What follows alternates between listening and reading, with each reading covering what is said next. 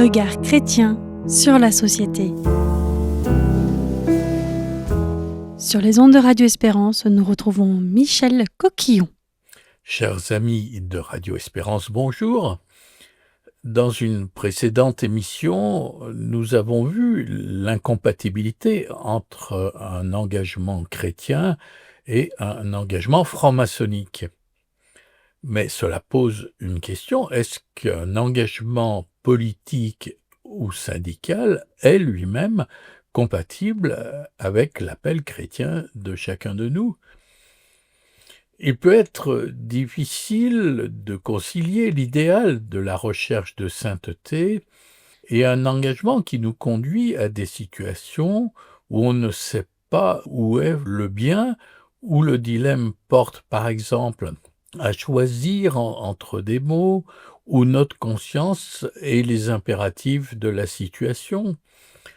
Dans le contexte de grave détérioration de l'image des partis politiques et des syndicats, cette question se pose de façon plus compliquée.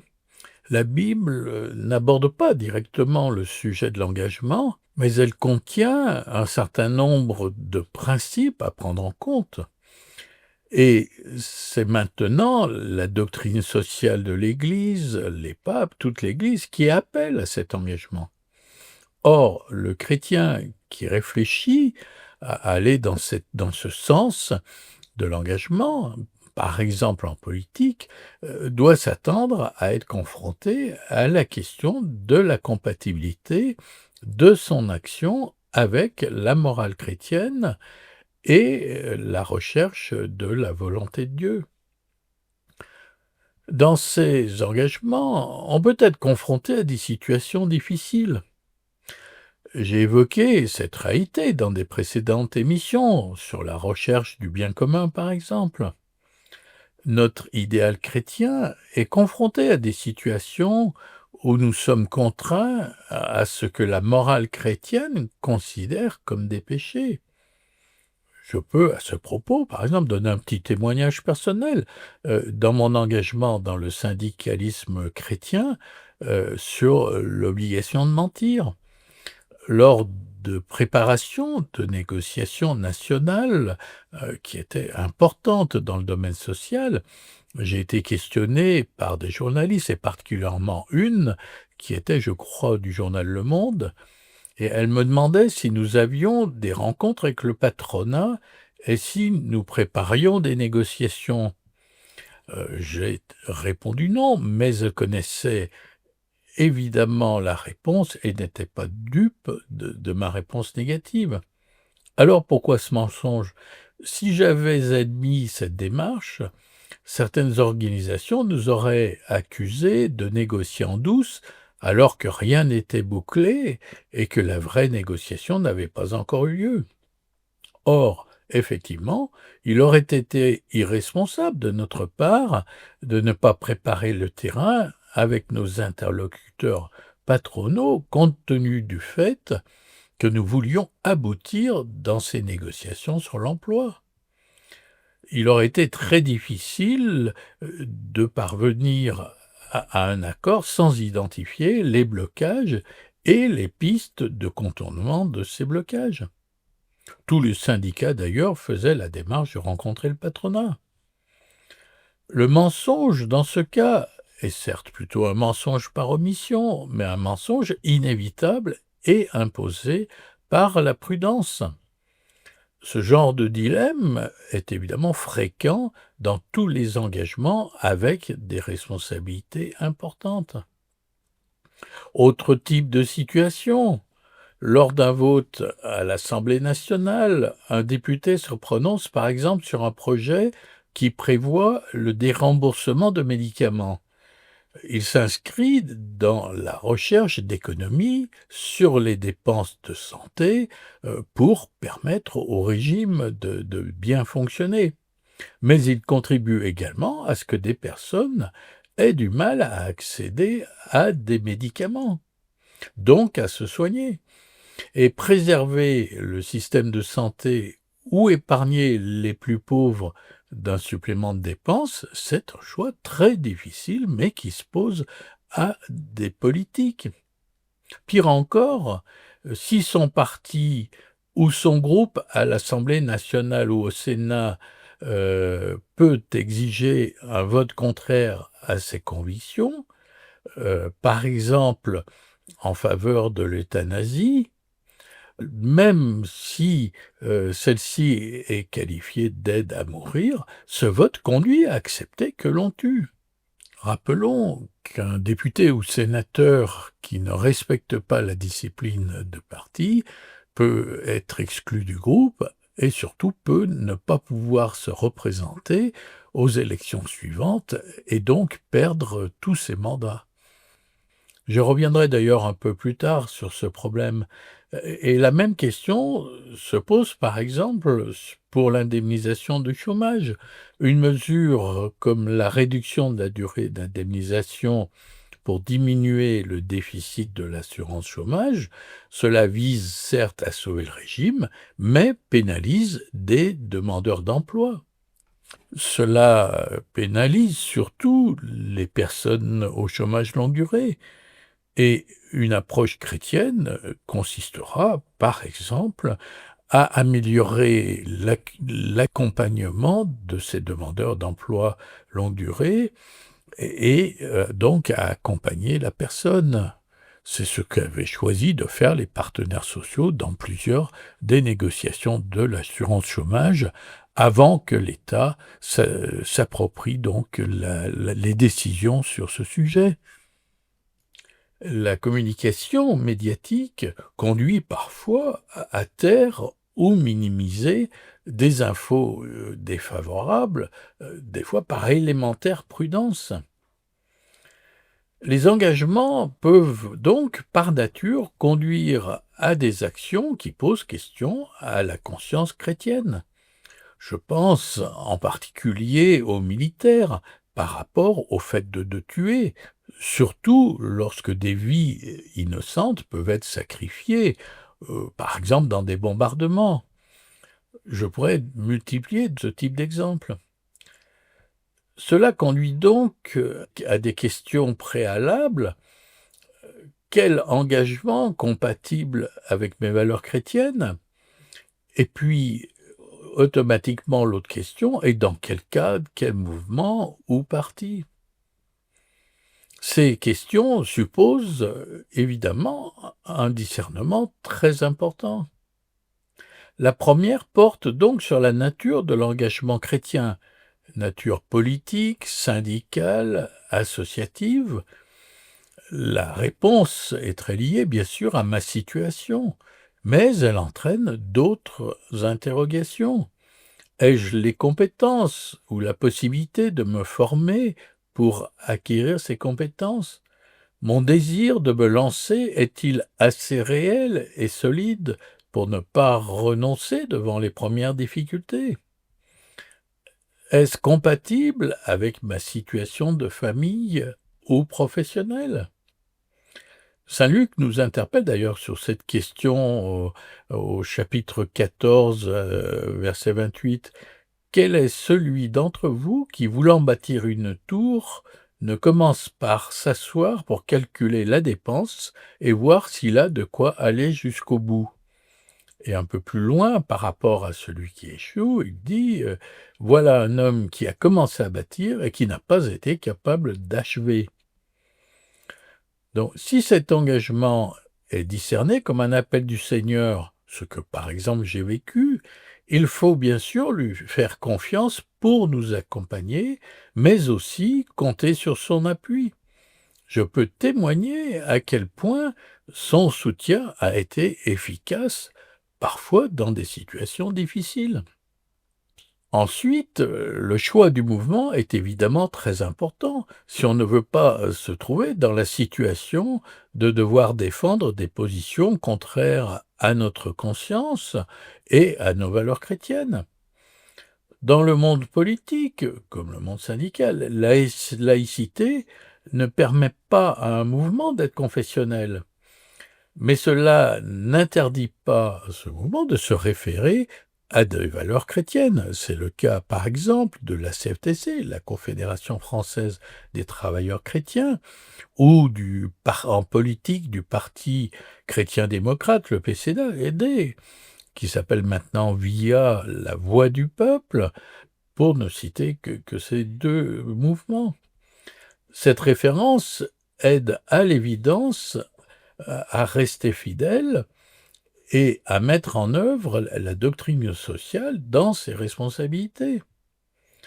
J'ai toujours été interpellé par des chrétiens engagés dans un mouvement qui défend, par exemple, l'euthanasie, l'avortement, le changement de genre des enfants et bien d'autres dérives.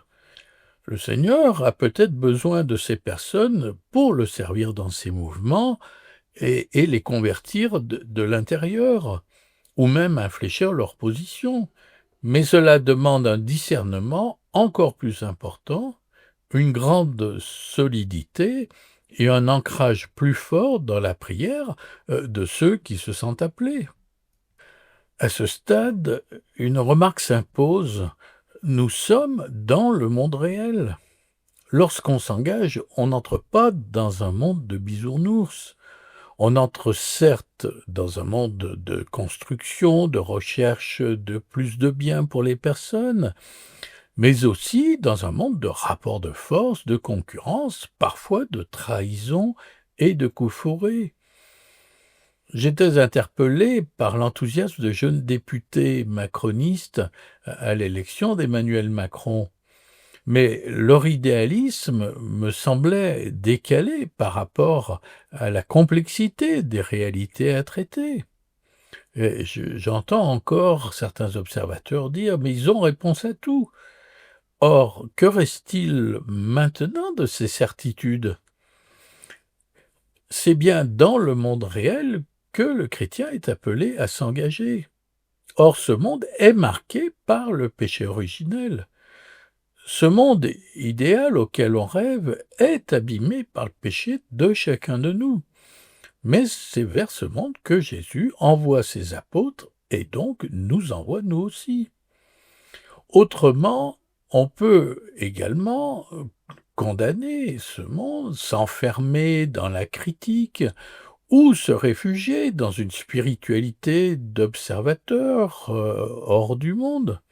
C'est bien sûr contraire à ce que nous dit le Christ. Nous ne pouvons pas rester des chrétiens conceptuels, experts par exemple de la doctrine sociale, mais sans action concrète pour que cette doctrine porte des fruits. Une de ces actions, bien sûr, peut être d'annoncer cette doctrine sociale. Par contre, quelle que soit la pertinence et la force des valeurs que nous mettons en œuvre, il faut tenir compte des réalités, savoir évaluer, mais sans faire l'impasse, bien sûr, sur ses convictions. Il faut aussi parfois devoir faire des concessions difficiles pour sauvegarder l'essentiel. On peut difficilement ne pas être confronté aux structures de péché. Structure de péché est une expression utilisée par Jean-Paul II dans Sollicitudo Rei Socialis pour désigner l'effet d'accumulation et de concentration des péchés personnels des hommes sous forme de structures d'injustice. Cette difficulté se manifeste particulièrement lorsqu'on doit choisir un mal pour éviter un mal plus grand. Par exemple, le licenciement de salariés et le péril de l'entreprise, entre la chasse des clandestins ou la lutte contre l'immigration, est un risque pour le pays. On peut aussi évoquer l'avortement et le drame des avortements clandestins, des grossesses non voulues dans des situations dramatiques, mais aussi le fait de supprimer le bébé à naître. Autre exemple cité dans une précédente émission, le financement du parti ou du syndicat, surtout si celui-ci est minoritaire avec peu d'élus. Le choix entre le risque de disparition de son syndicat, de son parti par manque de moyens, et des pratiques à la limite de la légalité, et parfois au-delà, est un choix extrêmement difficile. Je pense aussi à ce projet de loi dans le passé, dont le gouvernement savait qu'il serait censuré par le Conseil constitutionnel s'il était adopté par l'Assemblée. J'avais fait partie d'ailleurs de ceux qui avaient argumenté cette position auprès du Premier ministre, mais il n'avait pas voulu modifier son texte pour des raisons de com politique, avec pour message « nous faisons quelque chose sur le problème ». Donc, en tant que chrétien, il est important de chercher à faire évoluer ces conditions, mais tout responsable politique, syndical, y est confronté un jour. Il faut aussi d'ailleurs parler de structures de sainteté pour désigner le résultat des actes vertueux qui, par leur accumulation, produisent des habitudes, des institutions favorables à ce que certains appellent la vie bonne, une vie où l'amour du prochain est très répandu. Je cite là une approche du pape Jean-Paul II.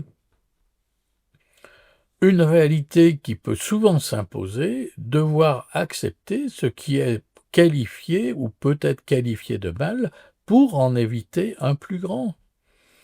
La démarche d'adoption d'un texte dans des débats parlementaires, municipaux ou dans les négociations sociales suppose des concessions qui peuvent avoir des conséquences très négatives pour des personnes ou des groupes.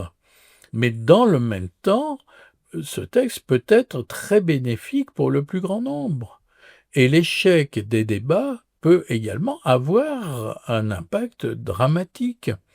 Je pense par exemple à une négociation des partenaires sociaux qui pouvait mettre en péril les finances des caisses de retraite complémentaires, mais également priver les retraités de leur pension faute d'accord. Une loi ou un accord peut donc éviter un mal plus grave. Je pense par exemple à une loi qui restreindrait l'immigration contre le mal plus grand que redoutent de plus en plus de Français d'une submersion migratoire. Cela pose pourtant une question, pouvons-nous laisser le pauvre mourir à nos frontières, pour reprendre l'expression du pape Benoît XVI? Cette question d'éviter un plus grand mal s'est posée souvent dans l'histoire, en particulier à la veille de conflits militaires. Je pense en particulier aux accords de Munich avec Hitler. Ce traité, qui s'inscrivait dans une volonté d'éviter la guerre, ne l'a pas empêché et a même aggravé la situation, pensent certains historiens. La devise « on ne pactise pas avec le diable » est aussi une question d'actualité avec les dictatures, comme la dictature russe, chinoise ou autre. J'ai souvent entendu des intervenants dans des débats faire l'éloge de la démocratie, avec même des trémolos d'émotion dans la voix.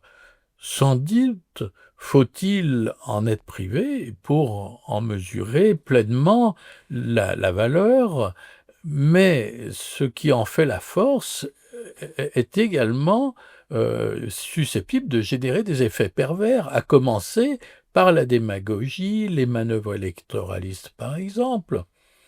Que ce soit dans les négociations sociales, les adoptions de lois ou les délibérations d'instances, il paraît presque normal que l'opposition s'oppose et crie à la trahison, alors qu'elle n'est pas toujours mécontente que certains aient pris le risque de soutenir un projet dont leurs électeurs bénéficieront. J'ai vécu ça dans le syndicalisme. Combien de politiques n'osent pas exprimer leurs convictions sur certains sujets par peur, par exemple, d'être qualifiés d'extrême droite? Et cela, c'est ce qui favorise le politiquement correct. Souvent, se retirer ou s'abstenir d'engagement, c'est laisser la porte ouverte à ce que nous ne voulons pas. Lorsque le projet de texte ou d'accord comporte des points positifs et négatifs, On peut être tenté de ne pas prendre position, donc de s'abstenir.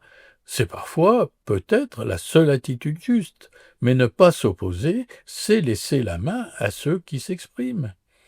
De même, ne pas s'engager, c'est aussi laisser d'autres agir, et parfois contre ce que nous défendons. Alors, est-ce impossible ou trop difficile d'être chrétien dans un engagement? Être conscient des difficultés peut permettre d'abord de ne pas s'engager à la légère. Si notre engagement s'inscrit dans l'appel que le Christ nous a lancé, je peux témoigner, encore une fois, qu'il peut nous accompagner. Ça ne veut pas dire que tout est simple, qu'il n'y a pas de difficulté, qu'il nous dicte toutes les réponses ou qu'il fait les choses à notre place. Je pense par exemple aux fondateurs de partis à référence chrétienne qui sont vite devenus la cible des médias laïcards, voire des chaînes de télévision publiques. Nous pouvons même vivre des choses très difficiles ou des moqueries. Par contre, le Seigneur attend que nous soyons un peu sa présence où nous sommes. Il n'est évidemment pas question de brandir sa foi religieuse ou de faire des provocations cléricales, mais que notre foi se retrouve le plus possible dans nos positions et nos comportements. Être le sel dans la pâte. Il n'est bien sûr pas question non plus de mettre tellement d'eau dans notre vin qu'il n'ait bientôt plus le goût que de l'eau. Le rôle d'un chrétien politique n'est donc pas de rêver de créer un monde parfait, mais de travailler à améliorer le monde. Donc, c'est une mission difficile, mais nous avons une aide. Pour tenir, nous avons une première force, celle de la prière, la nôtre, mais aussi celle des autres. Je peux témoigner que la prière est la source de la force et qu'elle peut soutenir notre engagement. Dans des négociations sociales très difficiles ou des débats tendus au Conseil économique, j'ai pu identifier les effets de la prière pour éviter, par exemple, le pire et un clash dans les négociations. La prière peut également nous permettre de rester dans l'humilité, de nous reconnaître faibles et pécheurs, et de ne pas être dans le jugement qui enferme. Elle peut aussi nous donner la force de dire non pour nous opposer à l'inacceptable.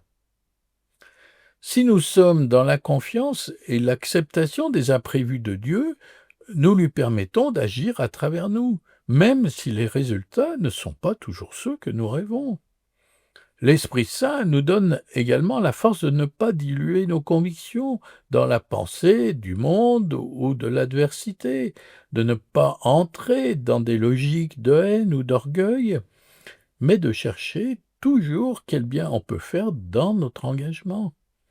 Lui seul peut également nous donner la force de ne pas haïr nos ennemis. L'encyclique Sollicitudo Rei Socialis nous dit que ni le désespoir, ni le pessimisme, ni la pauvreté ne peuvent se justifier lorsqu'on croit que l'histoire restante ne reste pas fermée sur elle-même, mais qu'elle est ouverte au règne de Dieu. Je cite également le pape François. J'ai dit un jour que l'espoir n'est pas l'optimisme. L'optimisme est une expression légère. L'espoir est autre chose.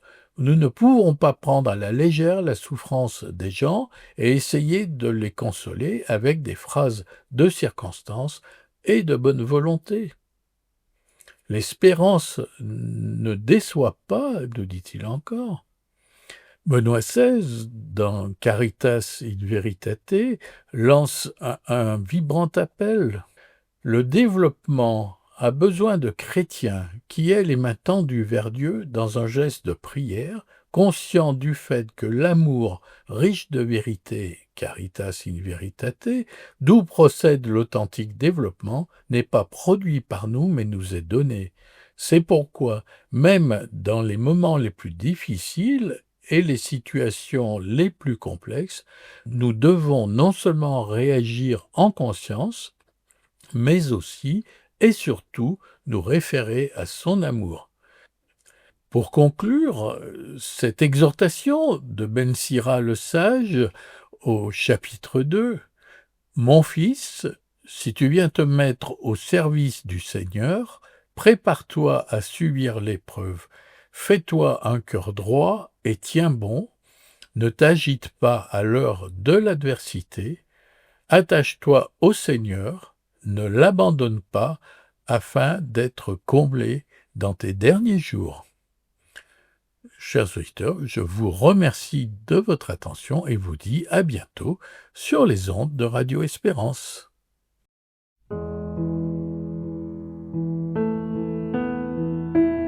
Regard chrétien sur la société.